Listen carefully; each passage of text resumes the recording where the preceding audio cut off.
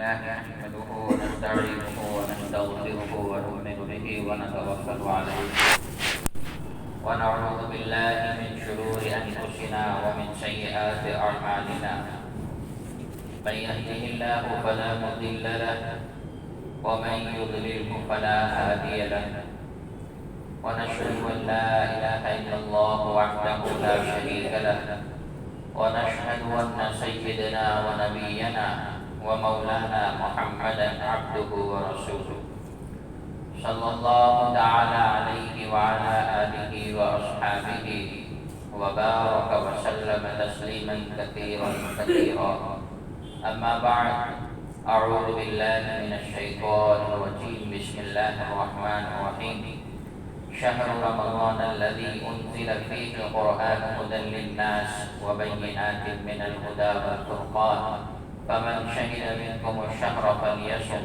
ومن كان مريضا أو على سفر فعدة من أيام أخرى صدق الله مولانا العلي العظيم. میرے محترم دوستو بزرگو، اللہ تبارک و تعالیٰ نے زندگی کے گزارنے کے اعتبار سے ہم پر احکام نازل فرمائے ہیں. ان احکام کی پابندی ہمارے اوپر فرض ہے. ان احکام کا انکار کرنے والا گویا اللہ کی نافرمانی کرنے والا، اللہ کے بنائے ہوئے نظام کا انکار کرنے والا ہوگا. ہم سب جانتے ہیں کہ قریب جو ایک مہینہ آنے والا ہے وہ رمضان المبارک کا مہینہ آنے والا ہے، اور ہر ایک انسان کے ذہن میں، فکر میں، سوچ میں یہ بات چل رہی ہے کہ رمضان کا مہینہ آ رہا ہے، رمضان کا مہینہ آ رہا ہے. رمضان کے روزے کا مطالبہ ہم سے کیا ہے؟ رمضان کو ہمیں کیسے گزارنا ہے؟ رمضان کے روزے کے کیا حقوق ہمارے اوپر واجب ہے؟ یہ ڈیفینیشن ہمیں سمجھنا پڑے گا. رمضان المبارک کا مہینہ جب آیا، اللہ کے نبی صلی اللہ علیہ وسلم نے اس کے آنے سے پہلے صحابہ کرام رضی اللہ عنہم اجمعین کو خطاب کر کے فرمایا کہ تمہارے اوپر ایک مہینہ آنے والا ہے جو برکت والا مہینہ ہے، رحمت والا مہینہ ہے. اللہ تبارک و تعالیٰ اس میں نیکیوں کے بہاؤ کو بڑھا دیتے ہیں. یہ صبر کا مہینہ ہے، صبر کا بدلہ جنت ہے. غم خواری کا مہینہ ہے، غم گساری کا مہینہ ہے. اللہ تبارک و تعالیٰ اس میں نفل اور سنتوں کے ادا کرنے کا ثواب فرائض کے برابر عطا فرماتے ہیں. ایک فرض کو ادا کرنے پر اللہ تبارک و تعالیٰ 70 فرضوں کو ادا کرنے کا ثواب عطا فرماتے ہیں. بہت ساری باتیں اللہ کے نبی صلی اللہ علیہ وسلم نے صحابہ اکرام رضی اللہ عنہم اجمعین سے اس مہینے کے متعلق کی. لیکن رمضان کے مہینے کے آنے سے پہلے رمضان کی تیاری کرنا بھی ضروری ہے. رمضان ہمارے لیے ایک مہمان ہے، اور اس مہمان کے آنے کی اطلاع ہمیں دے دی گئی ہے، اور وہ مہمان ہمارا ہر سال میں آتا ہے. اس کی تیاری کیسے کریں گے؟ اس کے روزوں کو کیسے کریں گے؟ اس میں عبادت کا حکم کیا ہے؟ اس میں غلاموں کے حقوق کیا ہے؟ سب سے پہلی چیز، عبادت کے قبیل سے رمضان کے مہینے کے روزوں کو اللہ تبارک و تعالیٰ نے ہم پر فرض فرمایا ہے. احکام میں سے کہ اس کے روزے کو ہم نے فرض قرار دیا. روزہ کسی پر معاف نہیں ہے، بلکہ بیماری میں یا سفر میں اگر سفر تمہارا وسعت والا ہے، راحت والا ہے تو رکھ سکتے ہو. لیکن سفر میں گنجائش بھی ہے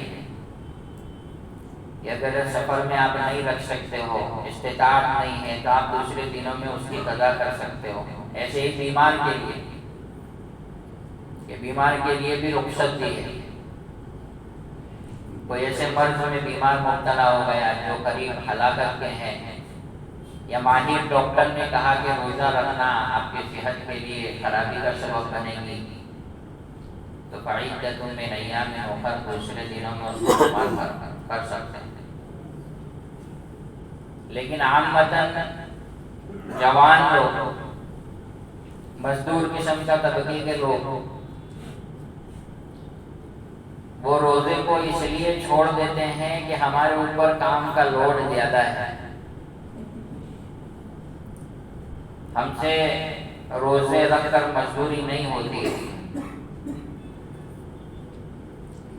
اللہ کے نبی صلی اللہ علیہ وسلم نے یہ بھی فرمایا ہے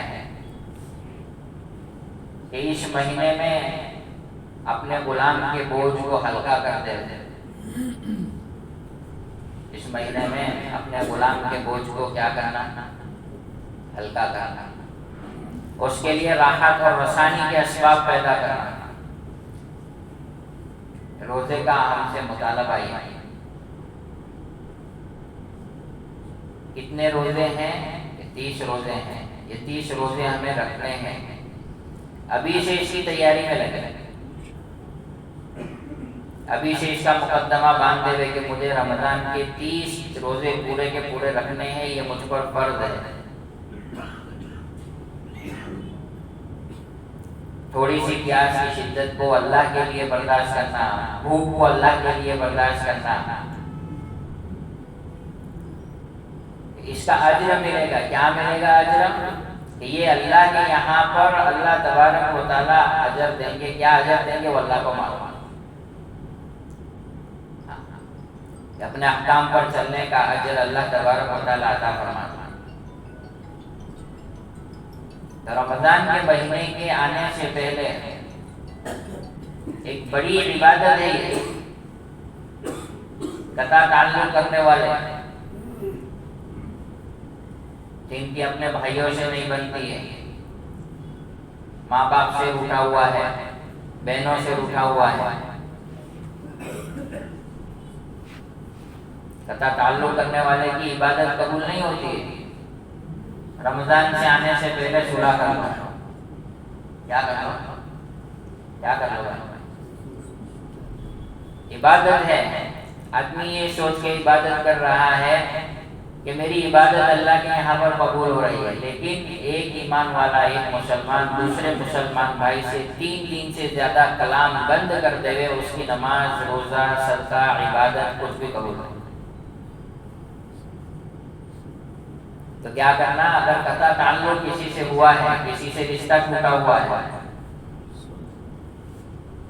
آج بیان میں سنا ہے، جا کر رمضان کے آنے سے پہلے اپنے معاملے کو سولو کر دے۔ کہ میں اتنی بڑی عبادت کے لیے جا رہا ہوں، اللہ کے قرب کو حاصل کرنے کے لیے جا رہا ہوں، ورنہ آدمی دن بھر بھوکا رہے گا، دن بھر آدمی تسبیح گھماتے رہے گا، دن بھر آدمی نفلیں پڑھتا رہے گا، دن بھر فرائض کے اوپر جو ہے چلتا رہے گا، لیکن قطع تعلق کی بنیاد پر اس کی وہ عبادت سر کے ایک بالش کے اوپر نہیں جائے۔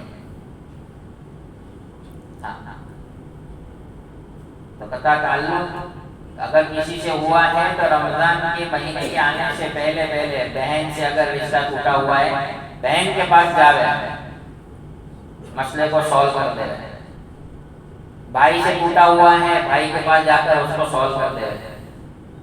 ماں باپ سے روٹا ہوا ہے یا ماں باپ اس سے روٹے ہوئے ہیں، ماں باپ کو جا کر منا لے۔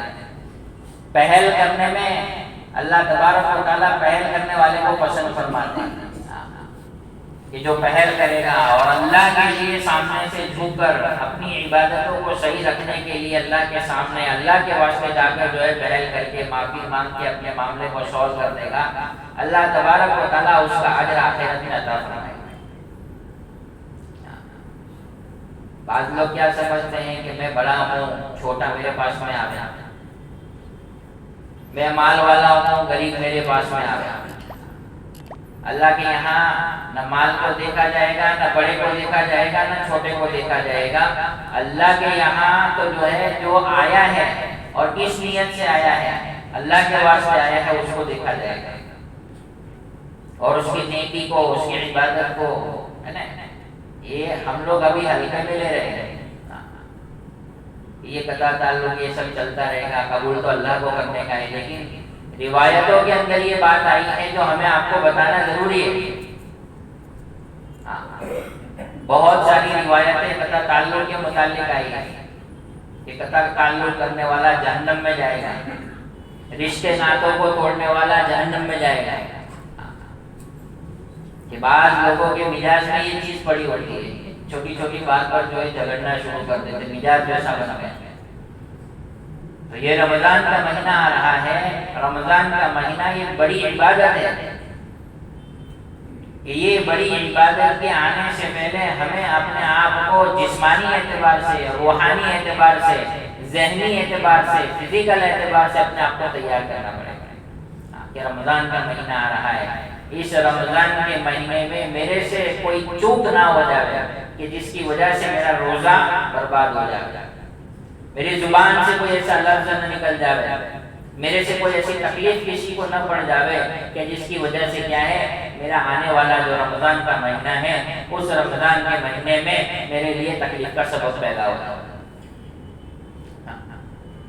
دین کا حصہ ہے یہ رمضان کا مہینہ، اللہ کے احکام میں سے، اللہ کے فرائض میں سے ہے۔ ہر بالغ عاقل مرد اور عورت پر اس روزے کو فرض قرار دیا ہے۔ روزہ اب ہم سے کیا چاہتا ہے؟ یہ صبر کا مہینہ ہے۔ روزہ وہ نہیں ہے کہ آدمی جو ہے صبح سحری کر کے فجر کی نماز پڑھ کے جو سویا تو سیدھا ظہر میں اٹھا، ظہر کے بعد سویا تو سیدھا عصر میں اٹھا، عصر کے بعد سویا تو سیدھا جو ہے افطاری کے ٹائم میں اٹھا۔ کیا کیا کہ میں نے روزہ رکھا؟ اللہ کے احکام ہیں، اللہ کے احکام پر فرائض کی پابندی کے ساتھ، یعنی اللہ نے جن کاموں کے کرنے کا حکم ہمیں دیا ہے ان کاموں کو کرنا ہے، اس کے ساتھ ساتھ میں روزہ ہے۔ بعض لوگوں کا مزاج رمضان کے مہینے میں جو ہے وہ ہائی لیول پر ہو جاتا ہے، اور گھر کے اندر بھی عامتاً یہ مزاج اور جو ذہن بنا ہوا ہوتا ہے کہ رمضان کے مہینے میں ابو کو چھیڑنے کا نہیں، رمضان کے مہینے میں بھائی کو چھیڑنے کا نہیں۔ کیوں؟ کہ بھوک کی وجہ سے اور پیاس کی وجہ سے اس کا پارا جو ہے ایک دم ہائی لیول پر رہتا ہے، تو کوئی چھیڑتا بھی نہیں۔ تو رمضان کا ڈیفینیشن یہ نہیں ہے کہ جو ہے ہم کسی کے اوپر غصہ کریں اور جو ہے لوگ ہم سے دور بھاگے۔ یہ تو غمخواری کا مہینہ ہے، لوگوں کو قریب کرنے کا مہینہ ہے، آپس کے دل ٹوٹے ہوئے ملانے کا مہینہ ہے، رحمت کا مہینہ ہے، برکت کا مہینہ ہے۔ اس کا پہلا عشرہ جو ہے رحمت کا عشرہ ہے، دوسرا مغفرت کا ہے، تیسرا جہنم کی آگ سے خلاصی کا ہے۔ کہ یہ تینوں 10 دن کا جو گیپ رکھا ہے وہ 10 دن کے اندر آدمی اللہ کی رحمت میں، اللہ کی مغفرت میں اور جہنم کی آگ سے خلاصی میں اپنے آپ کو معمور کرے کہ بھائی اللہ تعالیٰ نے جن فرائض کو مجھے کرنے کا حکم دیا ہے اور جو وعدے اللہ تعالیٰ نے مجھے کیے ہیں ان وعدوں کے اعتبار سے میں اپنے آپ کو آگے بڑھاؤں، 100% یقین کے ساتھ عبادت کرے کہ رحمت کا مہینہ ہے، اللہ کی رحمت مجھ پر ہے۔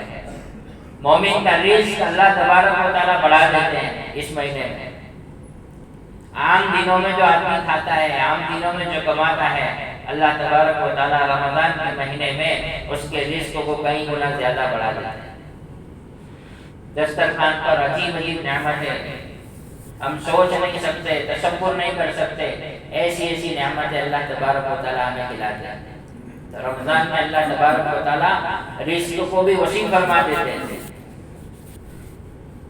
لیکن یہ رمضان کا مہینہ جو اللہ تبارک و تعالیٰ نے ہمیں عطا فرمایا ہے، یعنی آنے والے 10 دنوں کے اندر یہ رمضان کا مہینہ آئے گا، اس سے پہلے ہمارے معاملات، معاشرت، اخلاق، قطع تعلق کے اعتبار سے جو ہے اپنے آپ کو پختہ کر لے، مضبوط کر لے، کسی کے ساتھ میں ٹوٹا ہوا ہے جا کے جوڑ لے، معافی مانگ لے، معاملے کو ختم کر دے۔ تو اللہ تبارک و تعالیٰ راضی ہو جائیں گے، اور دوسرا عبادت کے اعتبار سے ہماری عبادت اللہ تبارک و تعالیٰ کی یہاں پر کیا ہے، قبول ہوگی۔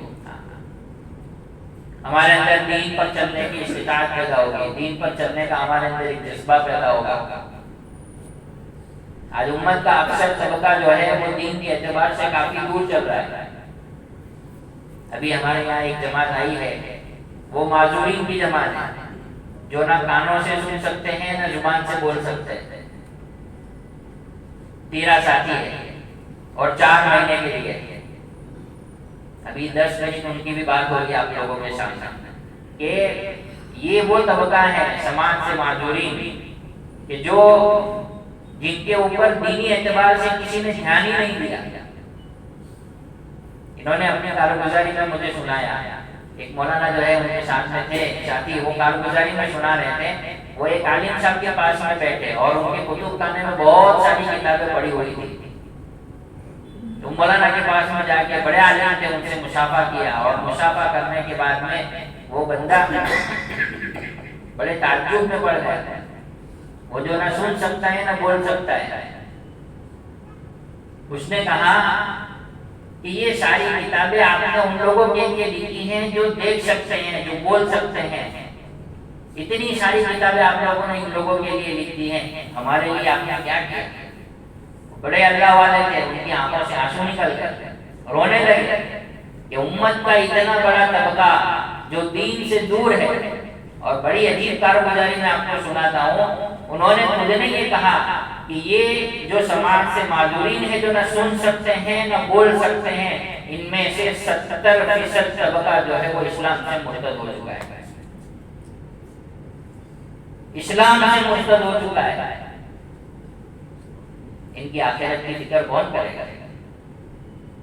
ہمارے آس پاس میں، ہمارے علاقوں میں بھی ایسے بہت سارے لوگ ہیں جو ہمارے سامنے جو ہے آتے ہیں جاتے ہیں، لیکن وہ اپنی زندگی سے ایسے مایوس ہو چکے ہیں کہ اب ہمیں کوئی سمجھانے والا نہیں ہے، کوئی ہماری بات کو دیکھنے والا نہیں ہے، کوئی ہماری بات کو سمجھنے والا نہیں ہے۔ وہ اپنی زندگی سے مایوس ہو گئے، اور ایسے مایوس ہو گئے، ایسے مایوس ہو گئے کہ دوسری مشینریوں نے ان کے اوپر محنت کر کے اسکولیں کھول دی، اور اسکولیں کھول کر ان کے ذہن کو ایسا بنایا کہ ہم آپ کے غمخوار ہیں، ہم آپ کے خیر خواہ ہیں، ہم آپ کے اوپر محنت کریں گے، اور ان کو اسلام سے ہٹانے کی سازشیں بنانے لگے۔ اللہ تعالیٰ ہم سب کو کہنے سننے سے زیادہ عمل کی توفیق عطا فرمائے۔